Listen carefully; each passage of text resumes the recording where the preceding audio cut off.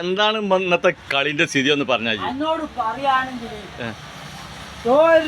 ഈ അർജന്റീന ആളെന്നല്ല ആർക്കും അറിയാം. ഇതുള്ള ആരോട് പറയണ ആരുള്ള ആരുള്ള വാപ്പാര് വാപ്പനോട് പറയാം. പറ്റ വീക്ക് അർജന്റീന നമ്മൾ ഒഴിവില്ല. അർജന്റീന വിജയം നമ്മൾ പിന്നെ ആഘോഷിക്കും ചെയ്യും. പക്ഷെ ഇന്നത്തെ കളി ഈ ആദ്യത്തെ ഗോള് അർജന്റീന അടിച്ച് ഈജിപ്തിനെതിരും അടിച്ച് അവസാനം മോലുണ്ട് ബാക്കോട്ട് ഇതാ ബാക്കോട്ട് കളിക്കുക. അപ്പം എതിരാളികളെ കെട്ടി കൊണ്ടുവരുമ്പോൾ നന്നായിട്ട് ഇരമ്പി കെട്ട് വന്നിട്ട് എന്തായാലും ഗോളടിക്കും. എന്നിട്ട് ഓല് ഗോളടിപ്പിക്കാൻ ഓല് കേട്ട് വാ ഓലോട്ട് കൊണ്ടുവരിക എതിരാളികളെ എടുത്ത് ഇവിടെ ഇങ്ങനെ തട്ടുക. ഓല നന്നായിട്ട് കേട്ട് വരും. അപ്പം തന്നെ ഈജിപ്ത് ആയാലും ഇസ്രായേലിന് ഗോൾ മടക്കി. പിന്നെ തിരിച്ചടിച്ചാൽ ഇത്ര ബുദ്ധിമുട്ട് പെടണോ? ആദ്യം ഒരു ഗോൾ അടിച്ചു കഴിഞ്ഞാൽ പിന്നെ തുടരുക അറ്റാക്ക് തുടരുമ്പോൾ ഒന്നായിട്ട് കയറൂല. ഒന്നുകൂടി അടിക്കാൻ നോക്കുക. 2 ഗോളൊക്കെ ലീഡ് ചെയ്യുമ്പോ കുറച്ചൊക്കെ ഒന്ന് ബാക്കോട്ട് കളിക്കാം. ഇതെന്താ ഈ പിന്നെ നല്ല കോച്ചൊക്കെ ഉസാറാ. അയാൾക്കൊന്ന് പറഞ്ഞു കൊടുത്തൂടെ?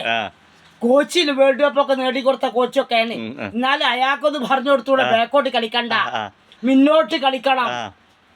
ഇത് ഏത് കളിയിൽ ഒരു ടൂർണമെന്റിൽ ഈ യഥാർത്ഥ ഒരു അർജന്റീന ആയില്ല.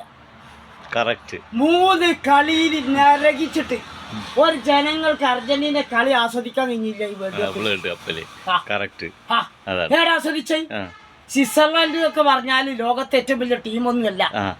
90 മിനിറ്റിനുള്ളിൽ ഓലെ കഥ കഴിച്ചണം. അതാണ് 90 മിനിറ്റ് 2-3 ഗോൾ അടിച്ചിട്ട് ഈ അവസാനം ഒരു എക്സ്ട്രാ ടൈമിൽ കളിച്ച കളി എന്തോ ഒരു ഫസ്റ്റ് കളിക്കാത്ത ഇയാള് പറഞ്ഞു കൊടുക്കണ്ടേ? കോച്ച് പറഞ്ഞു കൊടുക്കണോ? ഫസ്റ്റില് ഈ കളി അയാളെ അടിച്ച് തകർത്തിട്ടാണ് കൈയായിട്ട് കൊടുക്കല. ഇത് ബാക്കോട്ട് അടിച്ചിട്ട് എതിരാളികളെ കൊണ്ടുവന്ന് ഗോൾ അടുപ്പിച്ചാട്ട് പിന്നെ ഇറങ്ങിച്ചാലല്ല. ഇന്നത്തെ ഒക്കെ കളി കണ്ട് സ്റ്റേഡിയമിലൊക്കെ പോയിട്ട് സ്വിറ്റ്സർലൻഡ് അല്ലേ അവസാനം എത്ര ആ കളി പോലെ എടുക്കണേ? എന്റെ ഫസ്റ്റ് റൗണ്ട് എടുത്തിട്ട് അടിച്ചിട്ടാണ് തകർക്കാത്തത്. ഇയാള് പറഞ്ഞു കൊടുക്കണ്ടേ? ഇങ്ങനെ പോയപ്പോ എന്താ ഒരു സ്ഥിതി ഇങ്ങനെ പോയാൽ ഇംഗ്ലണ്ടാണ് സെമിയില്. ഈ കളിയൊന്നും ഇംഗ്ലണ്ടോട് നടക്കൂല.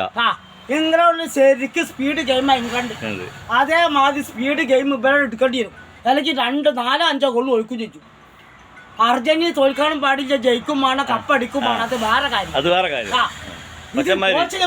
സ്പീഡ് കളിക്കണം, തോൽക്കടുത്തോട്ടെ. ലോകത്തെ ജനങ്ങൾ ആസ്വദിക്കണം, കളി ആസ്വദിക്കണം. ഇടിച്ചിട്ടാണ് കയറാൻ മതിയാ. തോൽക്കട്ടെ. അതന്നെ എത്തത് കാട്ട് തട്ടുക, അങ്ങോട്ട് തട്ടുക, അങ്ങോട്ട് തട്ടുക, അങ്ങോട്ട് തട്ടുക. എന്നിട്ട് എതിരാളികളോട്ട് വാ ഗോളടിക്കാൻ വാ. അവസാനം നരകിച്ച ഈ അവസാനം ഈജിപ്തിനോടും ഇവരോട് കളിച്ച കളിയൊക്കെ എക്സ്ട്രാ ടീം കൊണ്ടുപോകാൻ പാടില്ല. അതിന് മുമ്പേ ഈ ആദ്യത്തെ കളി ഇടിച്ചാട് തകർത്തിട്ട് 2-3 ഗോൾ അടിച്ചിട്ട് ബാക്കോട്ട് തട്ടി കളിച്ച.